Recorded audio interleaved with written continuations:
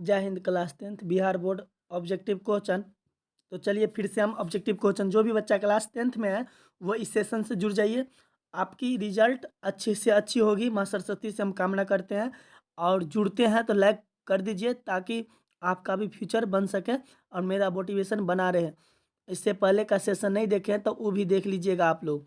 देखिए यहाँ पर क्वेश्चन दिया है 15 नंबर की, परिपथ में विद्युत धारा की माप किससे की जाती है ना। परिपथ में विद्युत धारा की माप किस चीज़ से की जाती है, तो एमीटर से। परिपथ में विद्युत धारा की माप एमीटर से की जाती है। जो भी बच्चा क्लास 10th में है सेशन से जुड़ जाइए। देखिए 15 और 22 में पूछा गया था। आपकी रिजल्ट बहुत ही अच्छा हो जाएगा, ये बहुत ही बेहतर बनाना है तो इस सेशन से ज़रूर जुड़िए, क्योंकि 50 गो ऑब्जेक्टिव रहता है परीक्षा में। क्लास मैट्रिक में है यानी 10th में है तो ज़रूर जुड़िए इस सेशन से। और लाइक और शेयर ज़रूर कर दीजिए। आप पहली बार आए हैं तो सब्सक्राइब कर लीजिए। देखिए दिया है 16 नंबर क्वेश्चन, विभव एवं विभवांतर का ऐसा मात्रक होता है। ये 14, 15, 16, 20, 21 इतना बार पूछ दिया है। तो विभव एवं विभवांतर का ऐसा मात्रक होता है वोल्ट। क्या होता है, तो वोल्ट होता है, ध्यान रखेंगे वोल्ट होता है। चलिए आगे बढ़ेंगे। आगे जो दिया है विद्युत फ्यूज आधारित है, ये 14 और 19 में पूछा गया है और 21 में। विद्युत फ्यूज आधारित धारा के उसमें प्रभाव पर, धारा के उसमें प्रभाव पर। चलिए तो आगे बढ़ते हैं, आगे बढ़ेंगे 18 नंबर क्वेश्चन। 18 नंबर क्वेश्चन क्या कहता है कि विद्युत बल्ब में कौन सी गैस भरी जाती है। तो विद्युत बल्ब में निष्क्रिय गैस भरी जाती है। निष्क्रिय गैस जिसको कहते हैं है ना, आर्गन, क्रिप्टॉन, रेडॉन, जेनॉन, तो वो होता है निष्क्रिय गैस, उसी को इसमें भरा जाता है, निष्क्रिय गैस को भरा जाता है। अब देखिए 19 नंबर क्वेश्चन कहता है कि विद्युत बल्ब का तंतु बना होता है, तो फिलामेंट का बना रहता है या टंगस्टन का, है ना। फिलामेंट यानी तंतु जिसको फिलामेंट कहते हैं, क्या चीज़ से बना होता है, तो टंगस्टन का बना होता है। चलिए आगे बढ़ेंगे 20 नंबर क्वेश्चन।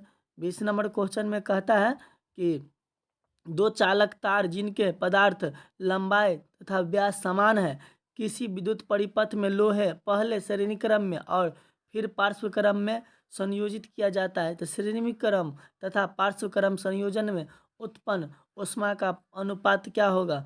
इसका ऊष्मा का अनुपात हो जाएगा 1:4, ऊष्मा का अनुपात हो जाएगा 1:4।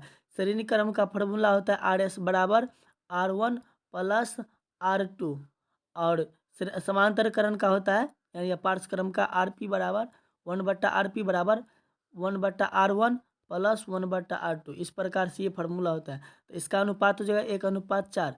चलिए 21 नंबर क्वेश्चन देखेंगे। 21 नंबर क्वेश्चन में कहता है यहाँ पर कि किसी चालक तार में से विद्युत धारा प्रवाहित होती है तो गतिशील कण क्या है। किसी चालक तार से विद्युत धारा प्रवाहित होती है तो गतिशील कण क्या है, तो गतिशील कण इलेक्ट्रॉन है। उसमें क्या फ्लो होता है, मतलब तार में तो इलेक्ट्रॉन फ्लो करता है। तो गतिशील कण क्या है, इलेक्ट्रॉन है। 21 और 22 में पूछा गया है। देखेंगे अब 22 नंबर क्वेश्चन।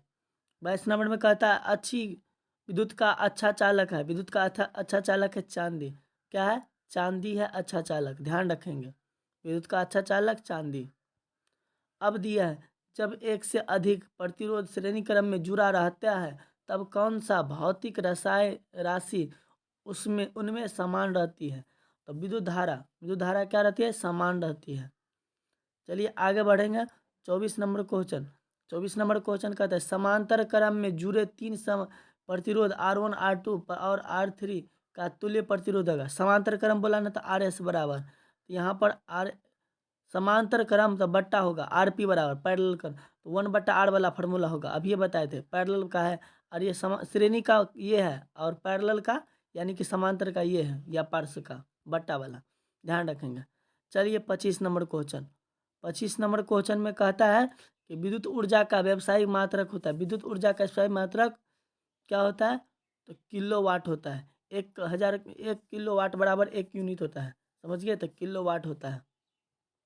आगे बढ़ेंगे, या यूनिट दिया रहेगा तो यूनिट हो जाएगा, क्योंकि हम लोग बिजली यूनिट में भी देते हैं।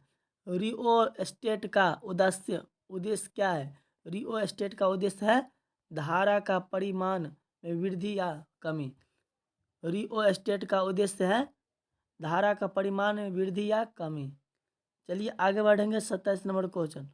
27 नंबर क्वेश्चन में कहता है कि 6 वोल्ट बैटरी को श्रेणी क्रम में जोड़े 2 ओम और 4 ओम के प्रतिरोध से जुड़ने पर परिपथ में धारा का मान क्या है होगा? धारा का मान 1 एम्पियर होगा। क्या होगा? 1 एम्पियर होगा। अब दिया है क्वेश्चन, विद्युत शक्ति का ऐसा मात्रक होता है। विद्युत शक्ति का ऐसा मात्रक वाट होता है। क्या होता है? वाट। विद्युत शक्ति का ऐसा मात्रक वाट। चलिए अब दिया है क्वेश्चन, 1 किलोवाट कितना जूल के बराबर होता है? 1 किलोवाट 3.6 गुने 10 के पावर 6 जूल के बराबर। 1 किलोवाट बराबर 3.6 गुने 10 के पावर 6 जूल के बराबर। बी नंबर ऑप्शन होगा। अब देखेंगे 30 नंबर क्वेश्चन। तो 30 नंबर क्वेश्चन कहता है कि किलोवाट पर घंटा का एक इकाई है किसका? शक्ति का इकाई है। किसका है? शक्ति का। किलोवाट पर घंटा किसका इकाई है? तो शक्ति का इकाई है। 31 नंबर क्वेश्चन। 31 नंबर क्वेश्चन कहता है 1 कूलम विद्युत आवेश कितने प्रोटॉन से बनता है? तो 6.25 गुने 10 के पावर -8 प्रोटॉन से बनता है। देखिए किसी भी विद्युत धारा में मतलब किसी पदार्थ में इलेक्ट्रॉन प्रोटॉन न्यूट्रॉन रहता है। तो यहाँ पर कहता है 1 कूलम विद्युत आवेश कितने प्रोटॉन से बनता है? तो 6.25 गुने 10 के पावर -18 प्रोटॉन से बनता है। ध्यान रखिएगा इस क्वेश्चन को। चलिए अब देते हैं 32 नंबर। 32 नंबर देखते हैं, किसी बल्ब से 1 मिनट में 120 कूलम आवेश प्रवाहित हो रहा है तो विद्युत धारा का मान है। विद्युत धारा का मान क्या है? 2 एम्पियर। कितना है? 2 एम्पियर है। चलिए आगे बढ़ते हैं। आगे बढ़ेंगे। देखिए जो भी बच्चा क्लास 10th में है वो सिंसियर तरीक़ा से पढ़ाई करिए। आपका जो एग्ज़ाम का टाइम नज़दीक आ गया है। अभी नवंबर ख़त्म होने जा रहा है, दिसंबर और जनवरी 2 महीना तैयारी करिएगा और आपको फरवरी में एग्ज़ाम देना होगा। इसलिए आप सभी सेंसियरिटी तरीक़ा से माने कि अपने आप को थोड़ा सेंसिटिविटी में लाना है, आगे बढ़ाना है और अच्छे रिजल्ट के लिए तैयारी कर लेना है। देखिए यहाँ पर एक बाह्य प्रतिरोध क्या कह रहा है कि एक बाह्य प्रतिरोध R को एक सेल से जोड़ा गया है जिसका आंतरिक प्रतिरोध R बाह्य प्रतिरोध धारा के अधिकतम मान के लिए क्या होगा? तो ऑप्शन नंबर ए R बड़ा R। इस प्रकार से option number A. 34 number question कहता है 2 प्रतिरोध R1 तथा R2 समांतर क्रम में संयोजित किया गया। इसका समतुल्य प्रतिरोध हो जाएगा ऑप्शन नंबर बी R1 बट्टा R2 बट्टा R1 प्लस R2। ये हो जाएगा। चलिए आगे बढ़ते हैं। आगे बढ़ेंगे तो 35 नंबर में दिया है, कहता है 35 नंबर, एक तार जिसका प्रतिरोध 8 ओम है तो एक वृत्त के रूप में मोड़ा जाना है। एक वृत्त के रूप में मतलब तार को मोड़ा जाना है तो व्यायाम का छोड़ा के बीच के समतुल्य होगा। क्या होगा? तो ऑप्शन नंबर सी 2 ओम हो जाएगा। कितना हो जाएगा? 2 ओम हो जाएगा प्रतिरोध। आगे बढ़ेंगे। प्रतिरोध का ऐसा मात्रक ओम होता है, ध्यान रखेंगे। प्रतिरोधकता को ओम मीटर। 36 नंबर क्वेश्चन, यदि कोई प्रतिरोध समांतर हो तो उनका समतुल्य प्रतिरोध होगा। उनका समतुल्य प्रतिरोध हो जाएगा ऑप्शन नंबर बी प्रत्येक प्रतिरोध से कम। प्रत्येक प्रतिरोध से कम होगा। अब देखिए 37 नंबर क्वेश्चन। 37 नंबर क्वेश्चन में ध्यान देंगे, विशिष्ट प्रतिरोध का ऐसा मात्रक होता है। विशिष्ट प्रतिरोध का ऐसा मात्रक ओम मीटर होता है। क्या होता है? ओम मीटर। 38 नंबर क्वेश्चन, ओम के नियम को व्यक्त नहीं करता है। यहाँ पर डी नंबर ऑप्शन होगा, धारा बराबर विभवांतर गुने प्रतिरोध। ये ओम को नियम को व्यक्त नहीं करता है। चलिए आगे 39 नंबर क्वेश्चन। 39 नंबर में कहता है कार्य करने की क्षमता को कहते हैं शक्ति या ऊर्जा। ऊर्जा कहते हैं। क्या कहते हैं? ऊर्जा। चलिए 40 नंबर क्वेश्चन। 40 नंबर क्वेश्चन कहते हैं 2 प्रतिरोध 2 ओम और 3 ओम समांतर क्रम में जुड़े, इन दोनों के समतुल्य प्रतिरोध का मान होगा। क्या होगा?